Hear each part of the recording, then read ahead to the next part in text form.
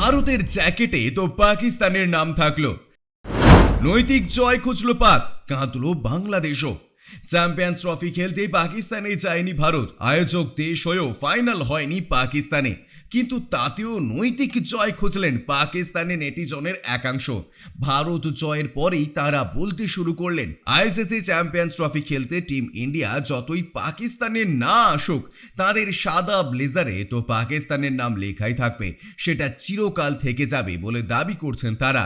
আর যেই বিষয়টি নিয়ে হাসাহাসি করছেন ভারতীয় নেটিজনেরা, এমনকি পাকিস্তান নেটিজনদের একাংশ বলতে শুরু করেছেন এসব বিষয়ে জয় খুঁজতে গিয়ে নিজেদের আসল লজ্জার মুখে পড়তে হয়। তাতেও অবশ্য থামেনি অনেকেই। এমনকি পাকিস্তানের এক শীর্ষস্থানীয় সাংবাদিক বলেন, চ্যাম্পিয়ন্স ট্রফির সময় ভারতীয় খেলোয়াড়রা পাকিস্তানে আসেনি, কিন্তু ভাগ্যের ফেরে তাদের প্রত্যেকের কাছে এমন সাদা জ্যাকেট থাকবে যাতে পাকিস্তানের নাম লেখা আছে।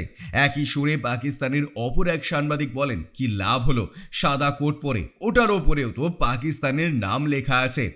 আর সাংবাদিকদের সেই সব মন্তব্যের মধ্যেই পাকিস্তানি নেটিজনদের একাংশ খুব একটা পিছিয়ে ছিলেন না। এক নেটিজন বলেন, কিভাবে আপনারা এই ট্রফি জয় উদযাপন করতে পারেন?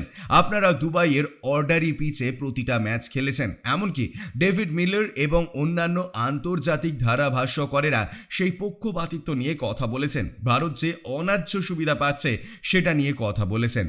ক্রিকেটের ইতিহাসে সবথেকে জঘন্য জয়। অপর একজন আবার বলেন, ক্রিকেটের ইতিহাসে সবথেকে কালো অধ্যায়। ব্যুরো রিপোর্ট, ইউজে নিউজ।